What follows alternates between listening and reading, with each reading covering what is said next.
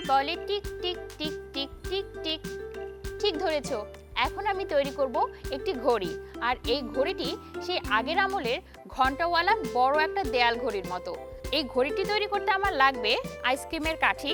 আমি রং করা আইসক্রিমের কাঠি নিয়ে নিয়েছি 2 ধরনের, আরও 3টি কাঠি নিয়ে নিয়েছি। আর লাগবে পাঞ্চ মেশিন, একটি পমপম বল, কিছু সুতা, আর সময়গুলো বোঝানোর জন্য আমি কিছু শামুক ব্যবহার করছি, এবং একটি বড় কালো কাগজ।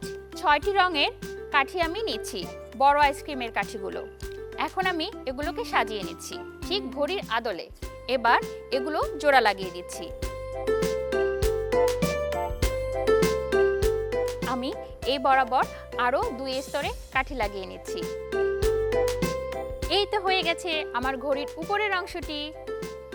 এবার আমি নিচের অংশটি তৈরি করে ফেলছি। এই তো আমার মূল কাঠামোটি তৈরি শেষ। এখন আমি এই কালো কাগজটিকে ঘড়ির নিচে দিয়ে দিব।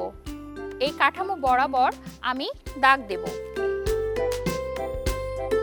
এখন আমি এই কাঠামোর দাগ অনুযায়ী কেটে নেব। হয়ে গেছে। এখন আমি গ্লুগানের সাহায্যে এটার সাথে লাগিয়ে দেব। আমি সময়গুলো বোঝানোর জন্য কিছু কড়ি ব্যবহার করছি। এখন আমরা ঘড়ির কাঁটা তৈরি করব। এখন আমরা এগুলো লাগিয়ে নিচ্ছি। আমি এই জায়গাটির উপরে আরেকটি শামুক লাগিয়ে দিচ্ছি। মোটামুটি হয়ে গেছে কাঠামোটি। আমি এখন এই ঘড়ির ঘন্টা বানাবো। এবার সুতোর এপাশে গিট দিয়ে আটকে নিচ্ছি, এবং একই সাথে আমি এখানে আঠা দিয়ে পমপম বলটিও আটকে দিচ্ছি। এই যে হয়ে গেল আমার ঘন্টাওয়ালা ঘড়ির ঘন্টা। এটাকে আরও কি বলে জানো? এটাকে পেন্ডুলামও বলা হয়। সুতোর বাড়তি অংশটুকু কেটে নিচ্ছি। এই তো হয়ে গেল আমার ঘন্টাওয়ালা ঘড়ি বা পেন্ডুলামওয়ালা ঘড়ি। রঙের খেলায় সুরের খেলা দুরন্ত। ঘড়ি বলে tick tick tick tick tick tick. ঠিক ধরেছো, এখন আমি তৈরি করব একটি ঘড়ি। আর এই ঘড়িটি সেই আগের আমলের ঘন্টাওয়ালা বড় একটা দেয়াল ঘড়ির মতো। এই ঘড়িটি তৈরি করতে আমার লাগবে আইসক্রিমের কাঠি। আমি রং করা আইসক্রিমের কাঠি নিয়ে নিয়েছি 2 ধরনের, আরও 3টি কাঠি নিয়ে নিয়েছি। আর লাগবে পাঞ্চ মেশিন, একটি পমপম বল, কিছু সুতা, আর সময়গুলো বোঝানোর জন্য আমি কিছু শামুক ব্যবহার করছি, এবং একটি বড় কালো কাগজ। 6টি রঙের কাঠি আমি নিচ্ছি, বড় আইসক্রিমের কাঠিগুলো। এখন আমি এগুলোকে সাজিয়ে নিচ্ছি ঠিক ঘড়ির আদলে। এবার এগুলো জোড়া লাগিয়ে দিচ্ছি। আমি এই বরাবর আরও 2 স্তরে কাঠি লাগিয়ে নিচ্ছি।